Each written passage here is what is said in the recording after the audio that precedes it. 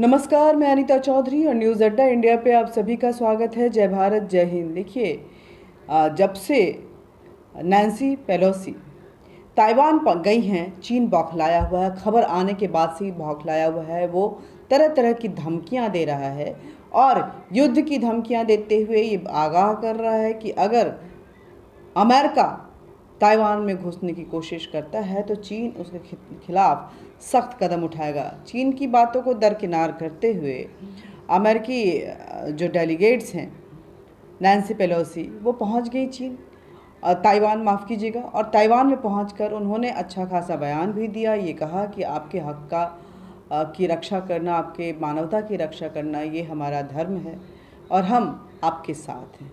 चलते चलते उन्होंने ये भी कह दिया। चीन इसके बाद इतना बौखलाया कि ताइवान के टेरिटरी में वो कभी अपने एयर डिफेंस तो कभी समंदर में वो अपने नेवल डिफेंस को दिखाना शुरू किया। यही नहीं, वो ब्रिजेस पे, फ्लाईओवर पे अपने जो डिफेंस सिस्टम है उसकी भी शोरील महज ताइवान से कुछ किलोमीटर दूरी पे उसने दिखाने शुरू कर दिए। क्या है इसका मतलब? क्या होगा? नैन्सी जब वापस अमेरिका पहुंचती हैं तो अमेरिका किस तरह से रिएक्ट करता है? क्या चीन ये गिदर भभकिया दे रहा है, या चीन को कतई पसंद नहीं है, या चीन उकसाने की कोशिश कर रहा है क्योंकि चीन खुद बर्बाद हो चुका है? तो ऐसे में अपनी जनता का ध्यान भटकाने के लिए वो एक नए युद्ध की तलाश कर रहा है। इन सब के बीच में आपको बता दें कि रूस अपने टावर, फेमस टावर पे ये लाइन चलाते हुए कि चीन हम आपके साथ हैं, ये साफ बता दिया है कि अगर कोई युद्ध जैसी स्थिति बनती है तो रशिया जो है वो चाइना के साथ होगा। ऐसे में भारत कहाँ होगा, ये देखना होगा। जियो पॉलिटिक्स चेंज हो रहा है, पावर शिफ्ट कर रहा है, पावर एशिया जोन में शिफ्ट कर रहा है और ऐसे में अमेरिका, यूरोप जो है अपने अस्तित्व को बचाने की लड़ाई लड़ रहे हैं। वो मानव अधिकार को लेकर के और बाकी चीज़ों को लेकर के कहीं ना कहीं काउंटर करने की कोशिश कर रहे हैं। लेकिन इस जियो पॉलिटिक्स के बीच में भारत बड़ी ही शांति के साथ मूक दर्शक बन के ये सारे तमाशे देख रहा है, क्योंकि जब एशिया जोन में पूर्णतः ये पावर पॉलिटिक्स शिफ्ट हो जाएगा, जो इंटरनेशनल पॉलिटिक्स है उसकी दादागिरी जब तय होगी एशियन जोन से, तो आखिर उस एशियन जोन का दादा कौन होगा, ये भी तो देखना होगा।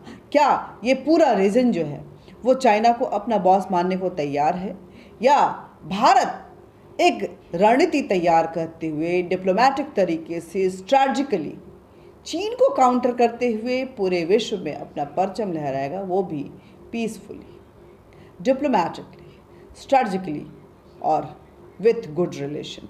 क्या होता है ये देखना होगा। लेकिन आपको बता दें कि 14 साल पहले जब नैन्सी भारत आई थी तो चीन कुछ ऐसे ही हंगामे मचा रहा था। आपको सारे वो विजुअल भी दिखाएंगे कि किस तरह से चीन एयर डिफेंस से लेकर नेवल डिफेंस और जो थल सेना है उसकी अपने शक्ति प्रदर्शन कर रहा है और अमेरिका को ये बताने की कोशिश कर रहा है कि तुमको हम छोड़ेंगे नहीं।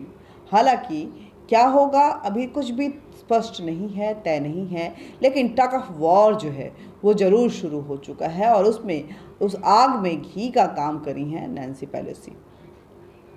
अमेरिका के स्पीकर नैन्सी पेलोसी ताइवान की धरती पर जब अपने पाँव रखी तो चीन ने को साफ संदेश उन्होंने दिया कि ताइवान में लोकतंत्र की रक्षा के लिए अमेरिका प्रतिबद्ध है। उन्होंने कहा कि दुनिया में लोकतंत्र की निरंकुशता के बीच संघर्ष चल रहा है। अमेरिका ताइवान को दिए वादों से कभी पीछे नहीं हटेगा। लेकिन अमेरिका ने एक और वादा किया था जो युद्ध में तब्दील हो गया। आप देख रहे हैं कि किस तरह से यूक्रेन और रशिया के बीच युद्ध की बदस्तूर जो एक शुरुआत हुई थी वो जारी है। ये युद्ध अभी तक ख़त्म नहीं हुआ है। दोनों देश बर्बादी के कगार पे हैं। यूक्रेन जो यूरोप, नाटो और अमेरिका के दम पे कूद रहा था, आज वो पूरी तरह से बर्बाद हो चुका है। अमेरिका उसके साथ तो है लेकिन युद्ध स्थल पे कहीं भी नज़र नहीं आ रहा है। नाटो उसके साथ है लेकिन युद्ध स्थल पे वो समर्थन नहीं दिख रहा है। अमेरिकी सीनेट के स्पीकर नैन्सी पेलोसी के ताइवान दौरे की दुनिया भर में चर्चा हो रही है। पेलोसी के इस दौरे के से चीन आग बबूला है। यहाँ तक कि इस दौरे के बीच चीन ने 21 लड़ाकू विमान ताइवान के एयर डिफेंस जोन में घुसा दिए। चीन की तमाम धमकियों के बीच नैन्सी पेलोसी ताइवान पहुंची। इतना ही नहीं, उन्होंने ताइवान की धरती से चीन को साफ संदेश भी दिया।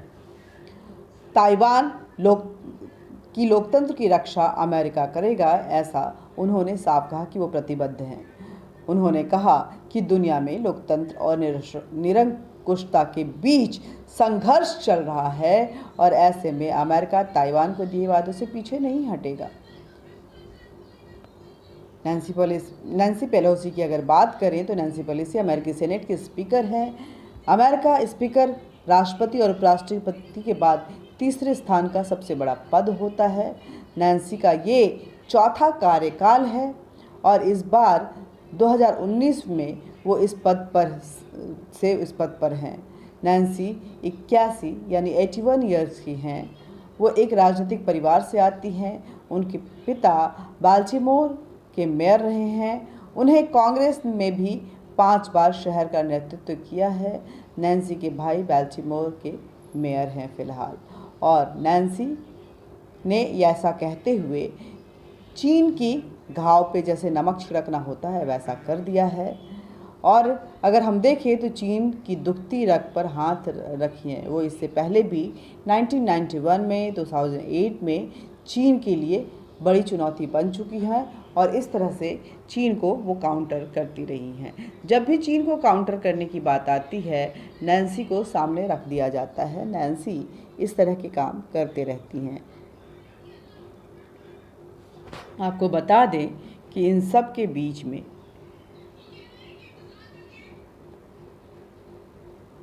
अगर नैन्सी की बात करें तो नैन्सी एक खास संदेश देते हुए उनके मुताबिक नैन्सी पेलोसी के लौटते ही चीन के 27 आपको बताया हमने कि 27 फाइटर जेट क्राफ्ट जो हैं वो डिफेंस जोन में घुस गए।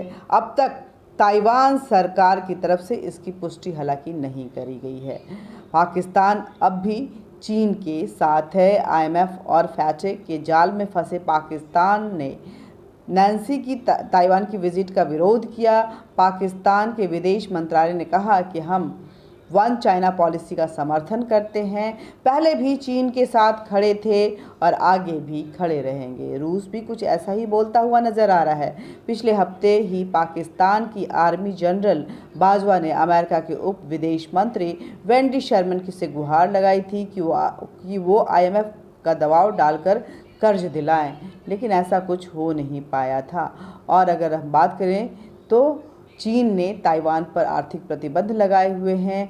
पेलोसी की विजिट से नाखुश चीन जो है क्या क्या कर सकता है ये भी जानने की ज़रूरत है। चीन अब ताइवान से ज़्यादा दबाव बनाने की कोशिश करेगा। इसके लिए चीन के फाइटर जेट्स ताइवान की हवाई सीमा क्षेत्र में पहले से ही घुसपैठ करने शुरू कर दिए हैं। चीन ताइवान को उकसाना चाहता है। वो ताइवान को नहीं बल्कि अमेरिका को भी उकसा रहा है। साथ ही आसपास के देशों के वो रुख को भी देख रहा है कि आखिर कौन कौन से देश जो हैं ऐसी स्थिति आती है तो उसके साथ है। अपने ताकतों को भी आंक रहा है चीन और फाइटर जेट से ताइवान की हमेशा हवाई सीमा क्षेत्र में भेजकर चीन ताइवान पर हमला करने की धमकी दे रहा है। चीन की सरकार US का डिप्लोमेटिक विरोध कर रही है। वह अमेरिका को अपने राजदूत किन कैन को वापस बुला सकती है। चीन ऐसी भी खबरें आ रही हैं। चीन के खिलाफ ताइवान और अमेरिका तैयार है, ऐसी पूरी तैयारी लग रही है। ताइवान की डेमोक्रेसी के समर्थन में US ने अपना समर्थन दिया हुआ है। ताइवान पर तानातानी क्यों है ये भी जानना जरूरी है। चीन वन चाइना पॉलिसी के तहत ताइवान को अपना हिस्सा मानता है, जबकि ताइवान खुद को एक स्वतंत्र देश बताता है। चीन का लक्ष्य ताइवान को उनकी राजनीतिक मांग के आगे झुकाने की है। चीन के कब्जे को मनाने के लिए ताइवान को मजबूर करने की कोशिश करता है। इधर अमेरिका भी वन पॉलिसी चाइना को मानता है, लेकिन ताइवान पर चीन का कब्जा वो नहीं मानता है।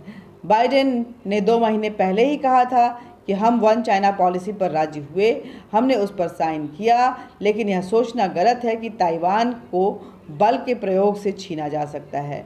चीन का ये कदम न केवल गलत है बल्कि पूरे क्षेत्र में एक तरह से नई जंग को जन्म देने वाला है। ऐसा अमेरिका का कहना है। अब देखिए ये सारी बातें जो हैं ये बता रही हैं कि अमेरिका कहीं ना कहीं वो भी इस कोविड की वजह से जो आर्थिक तंगी आई हुई है उसको लेकर अपने देश के लोगों के ध्यान भटकाने की कोशिश कर रहा है, और इसीलिए कभी अल जवाहिरी को मार रहा है, कभी वो जो नाटो अब छोड़ के चली आई है तालिबान के हाथों पूरे अफ़गानिस्तान को, वो अल जवाहिरी को मार के अपने आप को कहीं ना कहीं जस्टिफाई करने की कोशिश कर रहा है। और चीन कि आर्थिक हालात भी कुछ ऐसे ही हैं, लेकिन चीन अपनी पकड़ कमज़ोर नहीं बनाना चाहता है, वो बॉसगिरी में कोई कमी नहीं रखना चाहता है। ऐसे में अमेरिका जब खुले तौर पर उसे ललकार रहा है तो कहीं ना कहीं चीन काउंटर करने के लिए इस तरह की हरकतें कर रहा है कि हरकतें ये जो ताना तानी वाली सिचुएशन है वो अगर आमने सामने से तेज होती हैं तो ये पूरे विश्व के लिए एक नए युद्ध को जन्म दे सकता है, इसमें कोई दो मत नहीं है। लेकिन इस युद्ध का परिणाम क्या होगा और भारत अपना क्या रुख रहेगा, ये अभी से कहना बहुत जल्दबाजी होगी। भारत वेट एंड वॉच की स्थिति में है, और वो किस तरफ से भारत, क्योंकि भारत के लिए तो एक तरफ कुआं और दूसरी तरफ खाई है। अमेरिका से अगर पंगे लेता है तो चीन हमेशा से उसका दुश्मन रहा है, चीन इसका फ़ायदा उठाने की कोशिश करेगा।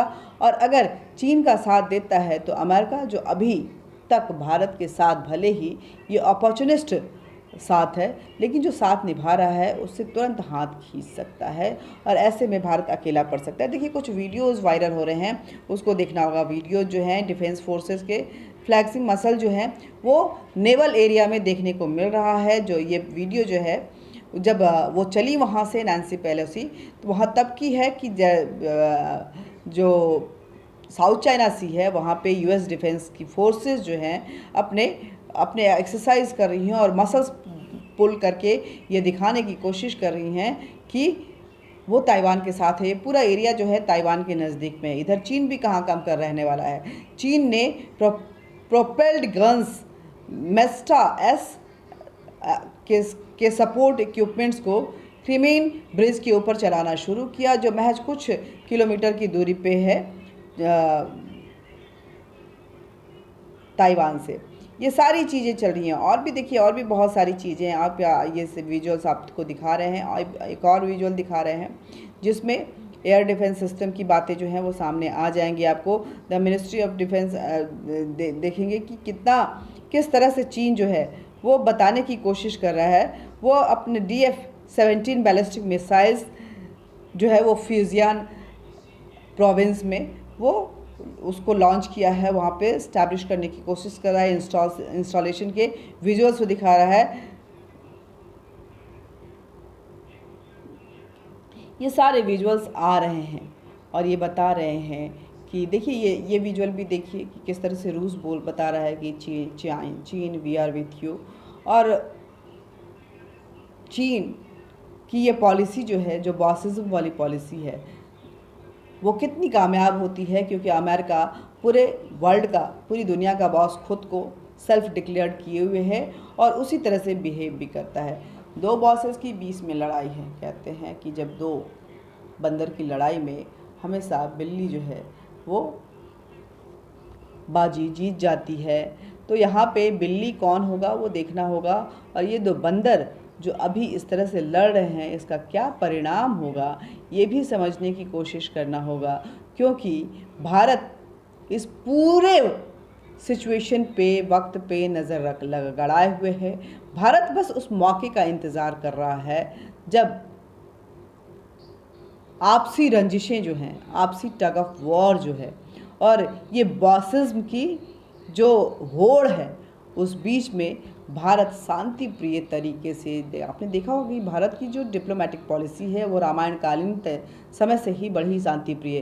भारत आप देखिएगा कि राम भी जब युद्ध क्षेत्र में गए थे तो बहुत ही शांति प्रिय तरीके से अपने आसपास की टेरिटरी को उन्होंने अपना बनाया था, जीत कर उनके राज्यों को उनको दिया था।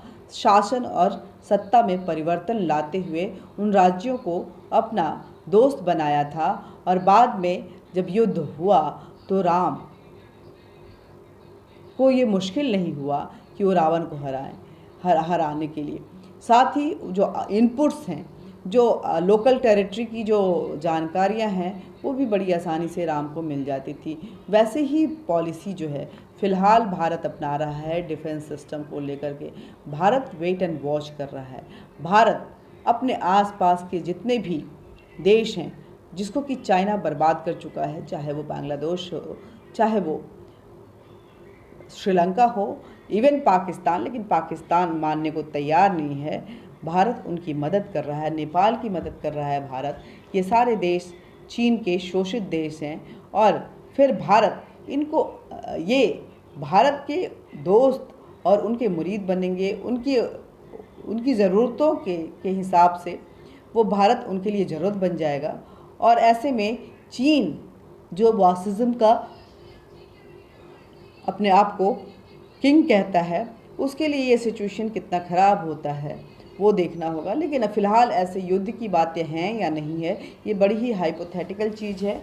विजुअल्स देखिए, मज़े लीजिए और समझने की कोशिश कीजिए कि चीन आखिर क्यों ये कर रहा है और अमेरिका आखिर ये राड़ क्यों अपना रहा है, वो भी अभी ऐसे समय में जब हम पूरा विश्व कोविड से जस्ट उबरने की कोशिश कर रहा है। ऐसे में अमेरिका और चीन की ये लड़ाई क्या है, किस तरह से इसको लेना चाहिए। ये देखिए मैप दिखा रहे हैं आपको कि इस मैप के ज़रिए आपको समझ पाएंगे कि किस तरह से चीन जो है वो ताइवान, ये इस मैप को देखिए और समझने की कोशिश कीजिए। ताइवान के टेरिटरी में घुसकर अपने गिदर भभकियाँ दिखा रहा है। चीन और अमेरिका के इस युद्ध को आप कैसे लेते हैं, इन सब के बीच में भारत को कहाँ पाते हैं, कमेंट बॉक्स में ज़रूर लिखिएगा। क्या सच में युद्ध होने वाला है एक विश्व युद्ध की तरफ? अगली हम बढ़ रहे हैं क्योंकि रूस और यूक्रेन ऑलरेडी युद्ध के क्षेत्र में है। ताइवान विजिट को लेकर के पाकिस्तान चीन के साथ है। चीन के इस रुख को देखते हुए रूस ने अपना समर्थन दिया है। भारत चुपचाप तमाशे देख रहा है और अपने मौके का इंतज़ार कर रहा है। कैसी स्थिति होगी भारत की, क्या सोचेगा भारत, किस तरह से रिएक्ट करेगा भारत, ये सारे सवालों के जवाब धीरे धीरे हम आपके सामने लेकर आएंगे। लेकिन आप हमारे चैनल को ज़्यादा से ज़्यादा सब्सक्राइब कीजिए, हमें लाइक कीजिए, बूस्टर डोज है हमारे लिए, और इस वीडियो को ज़्यादा से ज़्यादा शेयर कीजिए। कमेंट बॉक्स में कमेंट ज़रूर कीजिएगा, बेल बटन दबा दीजिएगा ताकि आप तक नोटिफिकेशन पहुंचता रहे। जय हिंद, जय भारत। और हाँ, चीन की गिदर भभकी से मत डरिएगा। चीन ऐसी हरकतें करता रहता है, लेकिन चीन से पूरा विश्व परेशान है।